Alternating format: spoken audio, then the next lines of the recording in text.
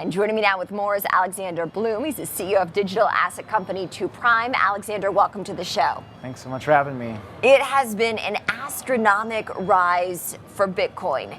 Is it a good time to look at this cryptocurrency as an investment? Yeah, I think especially if you treat it as an investment and not a speculative asset, Bitcoin's been a great investment for about 10 years. Yes, it's volatile, but as the regulatory environment is changing, a new political administration, it's being de-risked by the day. And yeah, it's moved up from 70 to 90K basically. Those kind of moves in Bitcoin's history are really not that surprising or unusual. And so Bitcoin's just doing what it's always done. What are the pros or the underlying fundamentals that make this a long-term investment? Yeah, I think, there's the fundamentals of Bitcoin. It's a scarce asset that is resistant to inflation. There's only going to be 21 million of them ever created. The rules and policy of how it's distributed are known and public. And it provides a utility function of transferring money in a way that regular bank or wire systems don't. In light of that, we also have a political environment that's changing where this stuff has been nearly regulated out of existence in the United States. And suddenly you have a political party with Bitcoin people influencing that administration that are saying pro-Bitcoin things. They want to make it in America. They want to create a US Bitcoin strategic reserve. And so the hard money fundamentals of Bitcoin are unchanged, which is what is good about it. And now the political environment's catching up to that. So we had seen both candidates warm up to cryptocurrency in the final days of this particular race. But what about President Trump, incoming President Trump, makes it more attractive for this space? Yes, I think in the last final minutes of the campaign, Harris was trying to court, specifically she was talking about protecting black crypto investors in her policy.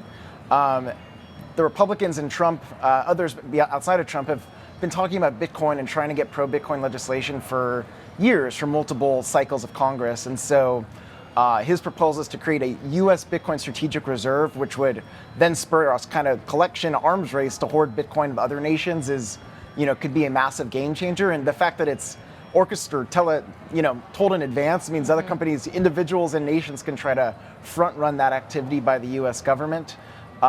Reducing the regulation by enforcement from Gary Gensler and the SEC has been, if you're a US company trying to run a crypto company, it's been impossible to even know what the rules are. And so knowing that, I think there's going to be a more welcoming innovation environment in the US allows for investment, allows for businesses to flourish. And then I think supporting Bitcoin miners that have been worried also about regulation or undue taxation to continue to expand the United States are all huge benefits. Going back to Bitcoin as a strategic reserve to the United States, is that something that incoming President Trump can enact via an executive order, or would that need congressional approval? So, listen, I'm not in Congress, I'm not a lawyer, but I think the Bitcoin that the US has already confiscated, they have the ability to appropriate and say this is a policy through executive order we're going to hold on to. Cynthia Lummis in the Senate has proposed legislation to buy 1 million Bitcoin over the next 5 years. And I think that kind of policy of buying more Bitcoin intentionally, I think would require legislation. But we have a Republican House and Senate that may have the will to get that done.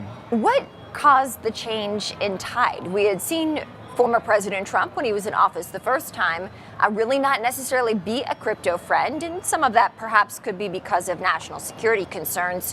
What was the changing point?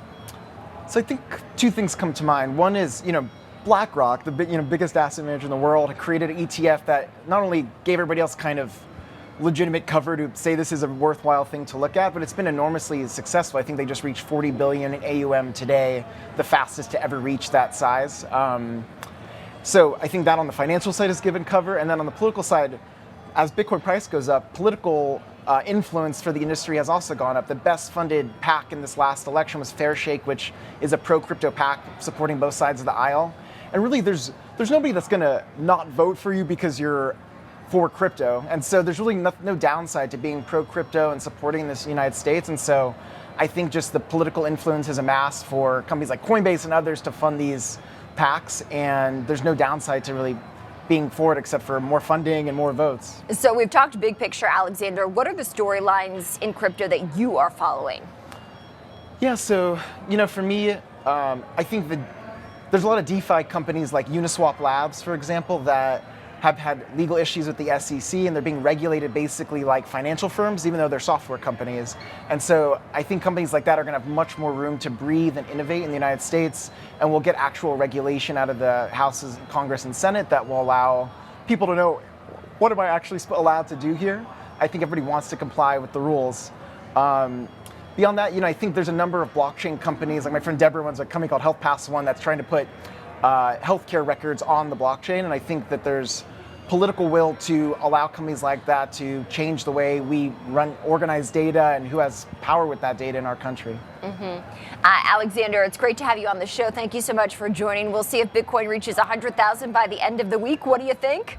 It could definitely happen. It could happen. I know, it's so true. Alexander Bloom is the CEO of 2Prime.